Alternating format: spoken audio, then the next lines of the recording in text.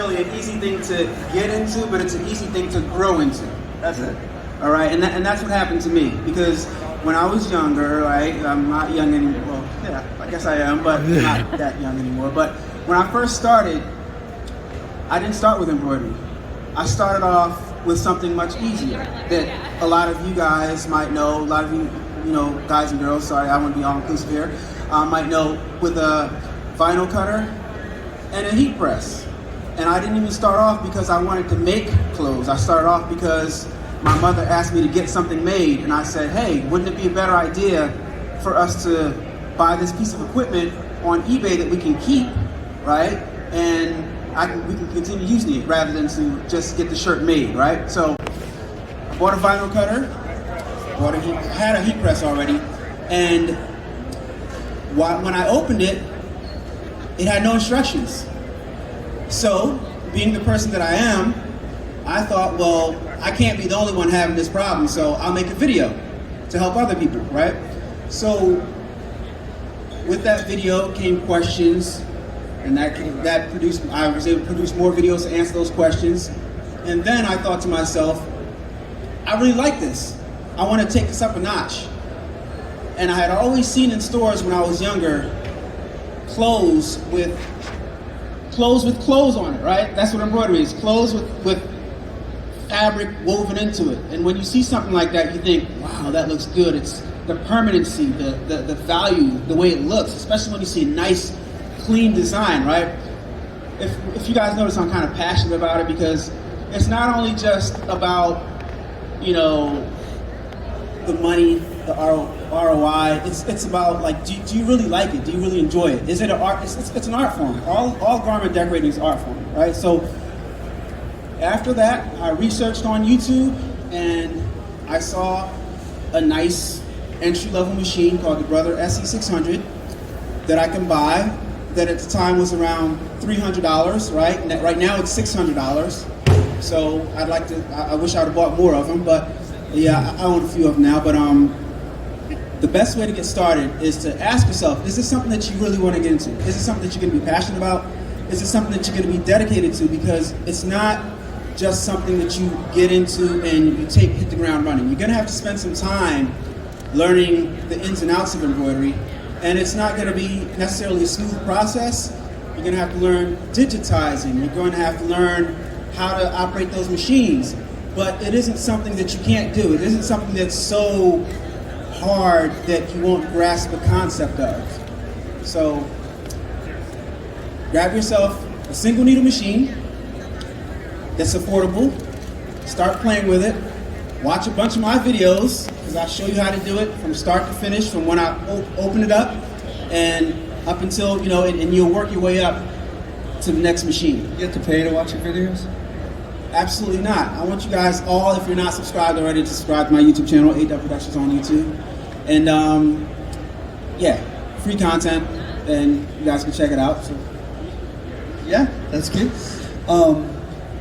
So if you got a little more money than like $300, is there like can you start a little higher up? Besides having the passion for it, like, well, what would you do, or where would you take it from there, I guess? Okay, so if you really want to live life on the wild side, then you jump into a multi-needle machine.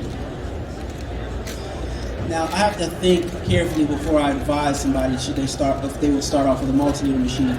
Because when you look at these machines, I'm sure you guys saw them on the floors. There's a few multi-needle machines out on the floors, and they can be really intimidating looking because they have all these moving pieces and the levers and the buttons, and you see one and you don't even want to touch it because you don't know where to start, right? So I'm glad I started off with a single needle, because I wasn't as intimidated to jump into a multi-needle. And then when I purchased my multi-needle, the manufacturers told me and reassured me that I was going to be better off because I started off with a single needle and I understood the principles. Not to say that you can't start off with a multi-needle, because if you want to get serious right away and you know something that you're passionate about, then go ahead and invest in a multi-needle. But that learning curve is going to be a little bit more, because you got a little bit more buttons to turn, you got a little bit more threading to thread, right? You got a little bit more to learn and a little bit more to ingest, and it takes a little bit longer, but it's doable because I did it, you know, and you can do it too. I think that's true of screen printing too, actually. You know, I started hand printing. Screen printing has a whole lot more complication than. But whatever it is, I mean, I have lots of automatic machines now, but if I didn't start printing by hand, I think I wouldn't have such a gut feel for it. That's kind of what you're saying. You have a better feel for it. Yeah. If you start real simple. Now that's interesting. Interesting comparison. Is screen printing more complicated to start than embroidery? Depends what level. You could. I mean, I've known people that shoot their own screens with the sun and use toilet bowl cleaner to print on black shirts. I'm serious. Like for a band, and it works for them. For a punk band, doesn't have to look that good. I'm serious. I know somebody that did that. So you can start any level you want. Yeah. So that just goes to show you that, like, you know, no matter what your budget is, and I think that's the main point that I want to drive with you.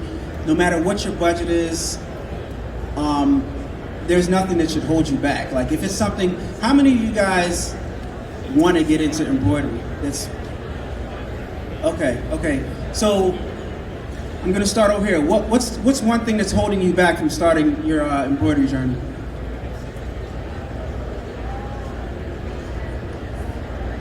Digitizing is complicated. Digitizing is complicated. It is complicated, but there's workarounds to every aspect of each individual thing in the field that you're trying to go to. So you can outsource your digitizing. So it doesn't have to be complicated. You don't have to start off with digitizing. You can buy designs already, right? And you can slowly work your way up to learning to digitize yourself. It's always a good skill to learn how to digitize yourself because you understand what the machine's doing, and if it's not acting right, you understand what to do in the actual file to adjust it. But that's a good point. But you can get around that and just outsource your digitizing. We have a big shop actually, and we don't digitize anything ourselves. We send it all out. There you go. And you know what? Woman this morning with a big shop kind of said exactly what you said. She knows just enough to send out her digitizing and understand what they're talking about, but she doesn't know how to do it herself really. So maybe that's like a good level actually. What about you?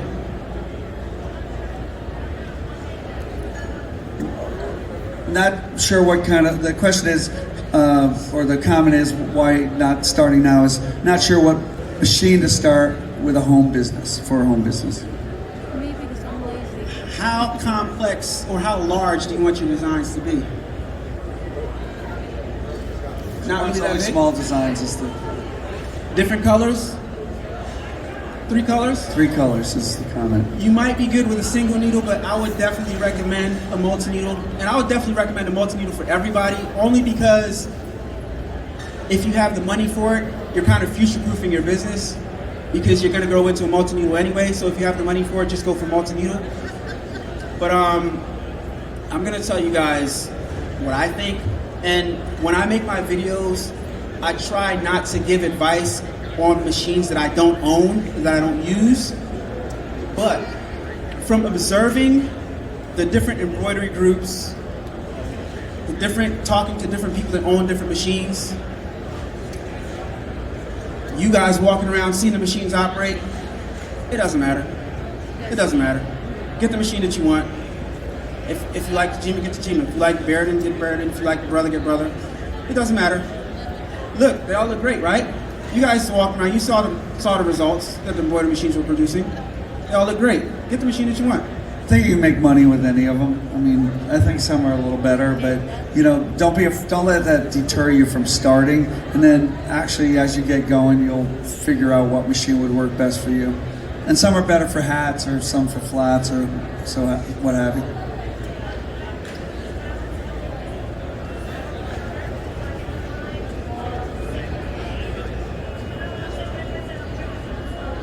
All right, so this person is saying what everybody says. Outside, everybody thinks you're crazy. Here, at least you are crazy, but you're with a bunch of other crazy people. All right, that's a good comment. I like it. Yeah. All right, other questions for Allan?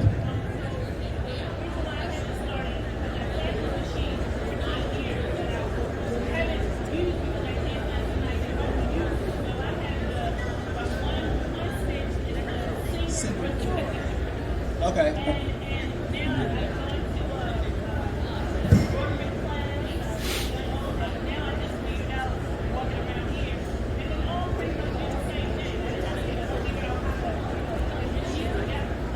All right, so the comment is that she has a machine, but she hasn't learned to use it in a lot of years, and so that's been a challenge. Yeah, is that fair? Is that fair? All right. All right, now I'm going to ask you a question now. How much effort have you given into trying to learn how to use the machine yourself? Because I would assume the machine came with a manual. I know manuals are huge and complex, but...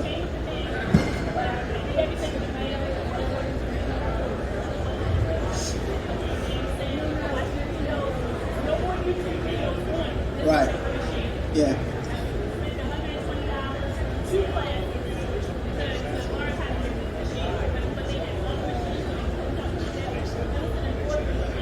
Sewing, yeah. All right, so the comment is that she used the manual and then tried videos, even paid videos, and it just didn't work for her. So what's going on? That's a tough one. Well, you know what? Also, maybe at this point I should say he's going to stay around here, and he's going to have a beer in his hand. He's going to answer your questions personally too. All right. So now, I don't think that with a single needle, I don't think that those machines are that complex that you can't figure it out. You might just need to spend some more time with it. But you know, I'll be more than happy to take a look at your machine and try to help it. I do consultations. ADDUBProductions.com. all right, you're at the wrong session. We had Bobbins first thing this morning. You were sleeping. I'm just kidding. Anyway, we'll stick around after. Maybe we can figure it out. All right, Alan, what do you need for supplies? Like, what are just a few basics if you're going to start doing a little embroidery?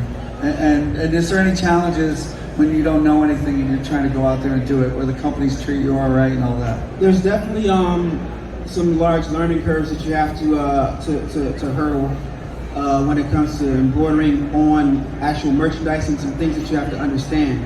Like t-shirts are different from sweatshirts. Sweatshirts are different from like pieces of cloth. Like I like to demonstrate on pieces of cloth because they're more stable. But when you actually go to embroider on a t-shirt, t-shirts are made to feel comfortable for the body. So a lot of times they're thin and they have, you know, they move fluently on your body. So you need to use stabilizer. And sometimes only stabilizer might not do the trick. So I advise people to always use temporary spray adhesive along with stabilizer, and that will keep because the objective is to keep that material as still as possible while the needle is going in and out of it. So spray on adhesive along with your stabilizer will do the trick. And other materials that you might need, of course you need your other threads, you need bobbins, needles. I barely go through needles like that. Spray adhesive. If you're gonna wear your clothes, if you're embroidering something that you're gonna wear, use cutaway stabilizer as opposed to tearaway stabilizer for stuff that you don't wear. What are some of the easier garments, or is it easier to start with hats, garments? What kind of garments? You know, if you're just starting out, what are the easier things to do so you don't not too challenging? The easiest thing to I know, do, like performance fabrics are hard. That would be to Right. avoid. So what would you start with? flats, t-shirts, anything that lays down flat is easier to hoop and is Like a easier to polo embroider shirt or on. something like that? Polo shirts, but with polo shirts as well as some thick sweatshirts like this, you want to use what's called aqua soft topping. I always can't pronounce it for some Solvi. soluble. I don't know. Water soluble. Water soluble Solvi. topping. Yeah. So you want to do that so that the thread does not sink into the actual fabric, so the thread sticks out. Does thread go bad is the question. I would imagine that everything has a shelf life, but I'm going to say no. But And I'm older than you, so I will say no. Okay, so If stored properly. Yeah, it's stored properly. Probably if it's in like the sun or something. Yeah. But for the most part, no. What are some of the simple machines? What's some maintenance you have to do, or you have to oil them? What do you have to do? The single needle machines. Again, I can only speak for the Brother SE600 and the whole Brother line. They have a ton of machines. They don't break. But later on down the line, they will start doing a few few things tweaking and stuff like that, and they're not as difficult as people would think to unscrew a few screws, spray it out, and oil the moving parts, right? So it's not that difficult. But if Do you you're have not videos on that? I do have a video. Because that where would seem like something that would be easier to see. Yeah, I do have a video where I took off the main part of the single needle machine and I showed people how to do the maintenance, because maintenance facilities for these lower end machines, they're like hard to come by. You know, you got to drive to. Might as well buy a new one. Exactly. And the price point for those machines are so low sometimes you might as well buy a new one. All right.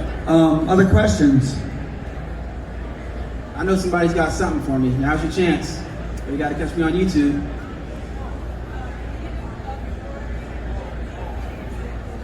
The question is, can you do puff embroidery with these simple machines? They're not strong enough. I mean, yeah, they're not strong enough. With SE600, maybe the SE1900, but I'm gonna say no with the foam, because it's just too much for the needle to go through. You probably need a stronger machine for that. Honestly, even a lot of big machines are not that easy to do puff. Like, we have a machine that particularly is easy to adjust for puff, and otherwise we wouldn't do it. What is your advice on developing your niche? Like, I have all the tools available to me, and I have a million thousand ideas, and I'm starting out, and I know where I can go, but I keep reminding myself, just focus small and keep adding. But what do you recommend? All right, so the question is, she's got the tools, got a lot of big ideas. How does she find her niche? That's an excellent question. So, what I'm gonna tell you is, do what you like, right? Do what you're listen, hear me out. I know, exactly. She likes everything. You do everything initially, and you see what your people gravitate towards, and then you start niching down, right? So you try everything, do everything that you like to do initially, because you're just starting off. And any business just starting off, that's when you want to make your mistakes. So just start off, just do whatever you want to do that day, right? And then as your audience starts to gravitate towards that specific thing that you're doing, right? Then you start doing more of that. And then that'll tell you what your niche is. No, I think you made up a new term, that niching down. I like that. That's good. That's going to be in the dictionary next year, I think. I like that. That is a process that doesn't have another word for it. Thank you. We'll have to copyright that. I like it. I like it. And to agree with you, I know a lady that does only horses, and she makes all this money just embroidering horse shirts and animals, and that's it. All right, so she's commenting that somebody that just does horses can make money off of it. Whatever works. Yeah. When you purchase a multi-needle machine, should you start at a 6-needle or just jump into a 10-needle? Okay, so the question is, if you buy a multi-needle machine, can you start with 6 or should you just jump right into 10? So this is the thing with that, right? How many needles do you need? Like what's the most complex design that is going to look good on a shirt, right? Are you gonna put all the colors on the rainbow in one shirt? Like, so you're gonna be fine with a 6-needle. You know, only reason why you would, well, one of the reasons why you would jump up to having more needles, if you wanna like do different types of designs and you have different types of needles on the last 5 and some different types of needles on this side. But other than that, if you're just doing general designs, 6 needles is more than enough, unless you don't want to change thread colors. Like it gets a little complicated. Pick out the main colors that you're going to be using, and that's how many needles you should have. Like, and if somebody comes and they want a fluorescent in their design, then you change out that thread color, right? So. Is there a universal stabilizer kit? No. No. You pretty much, if you're gonna wear it, then just wear something that's just use a stabilizer that you have to cut away. If it's closed, use a stabilizer that you gotta cut away. But if you have a stretchy performance thing, you need to use sometimes 2 layers of that special action stabilizer. And adhesive spray. Adhesive spray changes the game. Adhesive spray, all of them work. I don't, yeah. You meant about threads. I understand that they have to be stored with temperature and all this stuff, but even if you get the very best price, it's still an investment. It's expensive. How do you store your threads? Like, I mean, do you have like a Thread costs a lot. How do you store it? I store my threads sitting right underneath my machine in a box. I don't do any type of special storage for my threads, but typically, what I will say about threads is, I used to think all threads were the same, but they're not. Like embroidery thread is there's different levels of embroidery threads, and different companies make different quality embroidery threads. And the reason why I bring that up is because I bought a specific brand and I tried to use it in my multi-needle at the same speed that I use my normal brand, and I got more thread breaks. And if you're not familiar with embroidery, you might think this is a machine issue, but I noticed that it was a different thread that I was using, and when I changed out that thread to the brand that I normally use, which might have been the expensive brand, Madeira, shouts out to Madeira, I stopped getting the thread breaks. But expensive is relative, right? When you're in business and you're making money, if it's expensive to get your supplies, then you should price your items a little bit higher so that that expense is less. I did. I just want to know. I want to take care of what I have. All right, she wants to take care of what she has. How does she store it? Use it up, I'd say. Use it faster. Use it up. It's not. It's Use not. it up. Human order. I don't know. No, just kidding. It's not. It's not really, right? I don't think so. I will add to that saving money on thread is not really where it's at. Like, Not at all. unless your time is absolutely worthless, that is not where to save money. It's not. Just by the, and again, when you start getting your regular clients, it's not as expensive as you think it is at first. Because I used to think these things were expensive too. I had the same mindset, oh, this is expensive. Another thing with embroidery that I said I would, when I first bought my multi-needle machine, you saw the mighty hoops, right? I have them. Right. Initially I said, I'm not paying that much money for that hoop. Esa But then you get cosa your es first tan cariño, one, pero and la then you like, diferencia que hace. give me another one, right? And then give me another size, right? Give me another size. So that's one of those things where, you know, A it's eso venía worth yo it to también, a have. ver, It's worth it to have, and you won't understand. El Mighty Hoops, until los you Mighty use it Hoops, the a ver first si podía time. comprar un especial. More endorsements over here of those hoops. How about a couple more questions? Then Allan is going to stick around and privately answer all you shy folks' questions. With a starter pack of thread, and you can basically stick to that. Myself, I use a polyneon 40 weight thread from Madeira, and that's worked wonders for me. It has a nice finish, gives your embroidery some pop, and it has a little shine to it, so that's what I would stick to. You stick to that, unless, and then you start experimenting, because you're more experienced and you know how the embroidery machine operates, then you start experimenting with different threads, but you have to know the reason why you're using that different thread also. Like if you want to embroider smaller, or if you want to, have a metallic look at it. But first, master your 40 weight thread, and your poly neon that your machine came with. All right. 7511 is fine for most designs until you're getting down to small text, and then you can do a smaller needle like a. Yeah, the lady today even said 7511 for everything, actually. Yeah, 7511 works. All right. I'm thirsty. Want some beer? Look, there he is, right there. All right. So, thanks, Allan. Hey, I appreciate you having me, man. All right. So, It's always good to talk to you guys. yeah. So, he's gonna stick around and check out. Thanks to our sponsors: Alpha Broda, Los Angeles Apparel, Hirsch, Lane 7, Omni Print, and Nasdar, and Impressions. And I'm from In Kitchen. If you can handle it, we're selling shirts to donate so disturbing humanitarian aid to the Ukraine. We're giving almost all the money for that. We're selling posters back here to Save Lucy, which is an Atlantic City iconic place.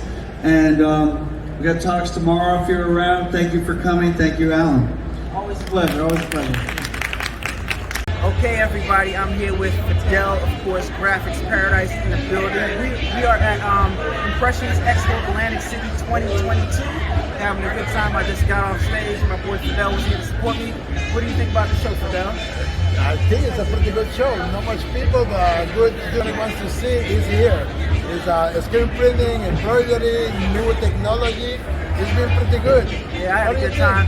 Fidel was going crazy over the screen printing stuff as usual. My God, yeah. He was losing his mind. I had a good time too, looking at all the screen printing. They had some machines that were mind blowing. So you guys missed it. Come next year. Yeah, I just came out from watching his speech. He just to give a speech to all these people in here about all the questions about the embroidery and concerns. He did a great job, dude.